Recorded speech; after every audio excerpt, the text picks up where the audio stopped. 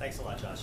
After an investigation, the Office of Special Counsel determined that the Secretary of Housing and Urban Development, Julian Castro, violated the Hatch Act, which prohibits federal employees from using their official authority or influence to affect the outcome of the election. I read the statement that your office put out as it relates to this. Yeah. And it doesn't sound like there's going to be any punishment for Secretary Castro for violating the Hatch Act. Did I read that correctly? Well, John, I think I saw the statement from Secretary Castro, who acknowledged the inadvertent error, and he indicated that he would participate in some additional training and get an additional briefing to make sure that when he's doing interviews in the future that he's understands what the Hatch Act requires. So look, I think to his credit, Secretary Castro acknowledged the mistake that he made. He owned up to it, and he's taken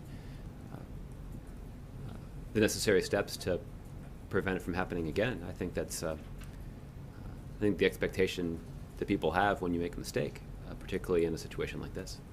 As you know, Secretary Castro is a very intelligent person. He went to Stanford, Harvard Law School, and in the report that the Office of Special Counsel put out, they write, since beginning his appointment in July 2014, Secretary Castro has received 4 briefings on the Hatch Act, including one in February 2016. HUD ethics officials advised him that when speaking in his official capacity as Secretary, his appearance must remain official and not become political. An ethics official, the report continues, testified that they specifically advised Secretary Castro how to handle political questions when he is speaking in his official capacity by stating that he is not there to talk politics. And so my question is, how does Secretary Castro make a mistake like this? And how is it that an official in his capacity is not, it seems to me, punished in any way for violating a federal law, the Hatch Act? Well, listen, John, I think one thing it does do is it exposes the hazards of bluntly answering questions that are posed by journalists, a hazard that I'm intimately familiar with.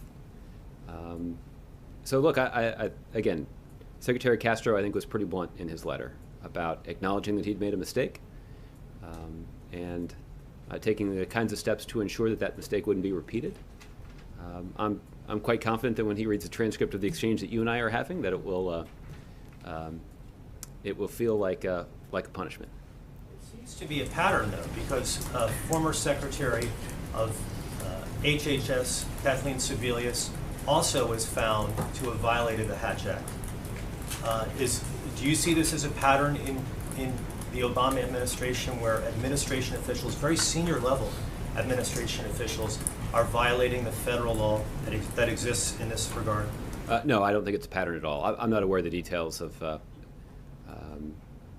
the Secretary Sebelius' case that you're referencing. And one final question. Do you think it should be disqualifying for an individual to be put on a presidential ticket if they violated federal law?